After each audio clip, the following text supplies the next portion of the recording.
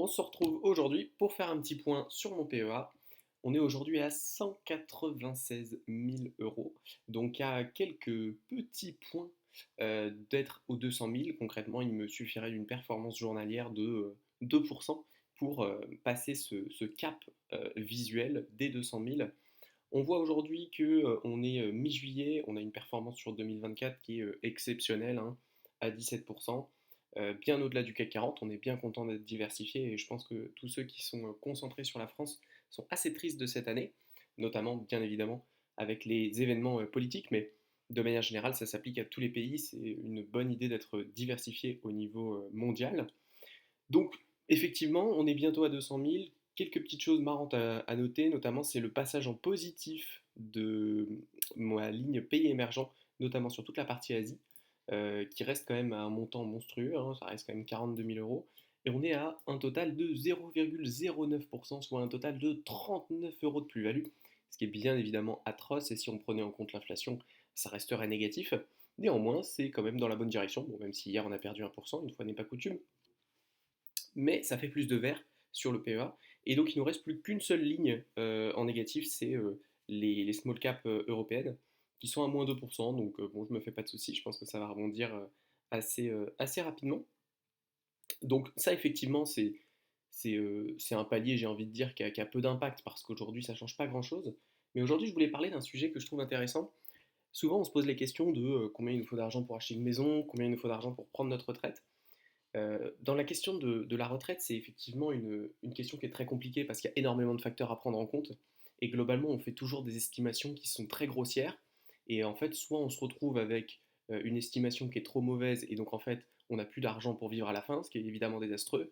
Soit à l'inverse, le marché se passe plutôt bien et en fait, on se retrouve avec des dizaines de millions d'euros alors qu'en fait, on voulait juste vivre normalement. Donc l'un comme l'autre, c'est pas tout à fait intéressant et pas tout à fait pertinent.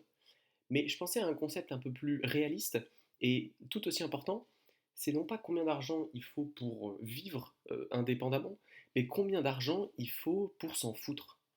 S'en foutre de l'argent justement en général. S'en foutre de combien ça coûte de faire nos courses. S'en foutre de combien on va gagner. S'en foutre de combien on va être augmenté. Je trouve que le rapport au travail, dès lors qu'il est décorrélé du rapport à l'argent, est beaucoup plus sain. Et aujourd'hui, je suis clairement dans ce cas où je ne sais pas si j'ai assez d'argent pour être indépendant financièrement, mais ce qui est sûr, c'est que j'ai largement assez d'argent pour m'en foutre. Encore une fois, c'est quelque chose de très personnel. Ce nombre, combien d'argent il faut pour vous en foutre, il dépend de votre situation personnelle et il dépend de votre manière de voir les choses. Il y a beaucoup de gens, moi c'est vrai que je regarde pas mal de vidéos de gens qui adoptent des modes de vie drastiquement minimalistes, qui vivent dans des habitats qui ne sont pas des habitats traditionnels, etc. Et ces gens-là vous expliquent qu'ils ont 10 000 euros en banque et ils ont l'impression d'être les plus riches du monde. Et ça prouve bien que c'est une question de perception. Une personne avec 5 000 euros en banque va avoir l'impression qu'elle a l'argent qu'il faut pour s'en foutre. L'argent qu'il faut pour être libre et ne pas être contrainte justement par des notions financières. Et à l'inverse, quelqu'un qui va avoir une famille à charge, qui va avoir un crédit sur le dos, il a beau avoir potentiellement 10, 15, 50 000 euros d'épargne, eh bien, il va pas du tout avoir assez d'argent pour s'en foutre, ou en tout cas, ça va continuer de peser sur son moral et sur son quotidien. Et je trouve ça intéressant de viser finalement cet objectif parce que cet objectif, déjà, il est plus atteignable. C'est-à-dire qu'on n'a pas besoin de se demander combien d'argent je vais avoir besoin pour vivre toute ma vie. On a juste besoin de se demander de combien d'argent j'ai besoin pour être serein. De combien d'argent j'ai besoin pour que si demain j'ai pas de travail, ben, je suis pas stressé. Pour que j'ai pas à mesurer toutes les dépenses au-delà du point où ça m'amuse. C'est-à-dire que moi, je continue de mesurer toutes mes dépenses, mais parce que c'est un jeu d'essayer de minimiser ses dépenses, mais c'est absolument pas une nécessité. Et si demain j'ai pas le temps de le faire, si demain j'ai pas l'envie de le faire, eh bien je le fais pas et il n'y a aucun problème avec ça. Donc je pense que dans mon cas, c'est assez difficile de regarder rétrospectivement, mais je pense que combien d'argent pour m'en foutre, je crois que j'avais besoin d'à peu près 20 000 euros. À partir du moment où j'ai eu 20 000 euros, j'ai clairement vu l'argent comme effectivement quelque chose qui augmente sur un compte, mais qui n'a pas d'impact profond sur mon quotidien. C'est-à-dire qu'aujourd'hui, que j'ai 20 000 euros, 200 000 euros ou 2 millions d'euros en banque, ça ne change pas la manière dont je vis, ça ne change pas ce que je mange, ça ne change pas où j'habite, ça change pas mon rapport aux autres, et ça change pas mon rapport au travail.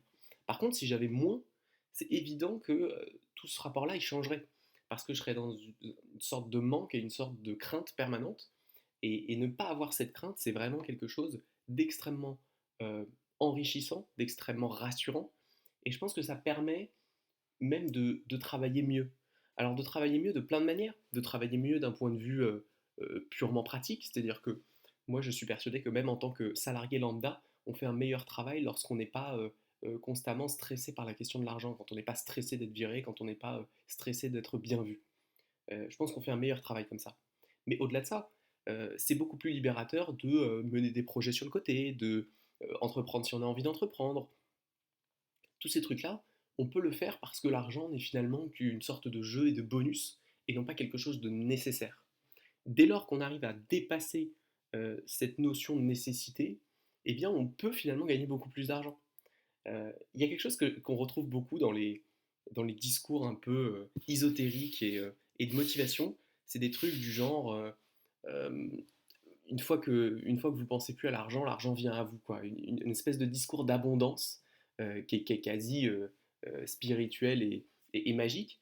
Mais il y a une part de vérité là-dessus. Il y a une part de vérité, c'est que, effectivement, dès lors que dans notre vision des choses, on ne voit plus l'argent comme quelque chose de limitant et comme quelque chose de rare, bon, on se rend compte qu'il peut y avoir de l'argent à plein d'endroits. Moi, je me souviens, ça m'a marqué, c'est quand j'ai fait un petit peu de devoirs sur le bon coin, etc. Et je me suis rendu compte, ah mais en fait, il y a des gens qui ont de l'argent, il y a des gens qui sont prêts à payer pour des services. Et avant, ça me serait même pas traversé l'esprit. Je me disais, mais c'est pas possible, il y a que des employeurs pour me payer pour faire un truc. En fait, non. Il y a plein de gens qui sont capables de me payer pour plein de services. Et si je veux gagner de l'argent, c'est à moi finalement de proposer des services qui ont de la valeur aux personnes qui en ont besoin. Euh, et il y a plein de manières, effectivement, d'augmenter ses revenus. Après, c'est quelque chose qu'on fait parce qu'on a envie de le faire, c'est quelque chose qu'on ne fait pas parce qu'on a la flemme de le faire. Moi, je l'ai fait par le passé, aujourd'hui, je ne le fais plus. Euh, c'est un choix. Mais c'est un choix qui existe et c'est une possibilité qui, encore une fois, permet de démystifier le rapport à l'argent et notamment le rapport au travail parce que pour moi, les deux sont inextricables. Et aujourd'hui, pour l'écrasante majorité d'entre nous, le travail, ça représente de manière très claire une portion de notre énergie et de notre temps éveillé absolument immense.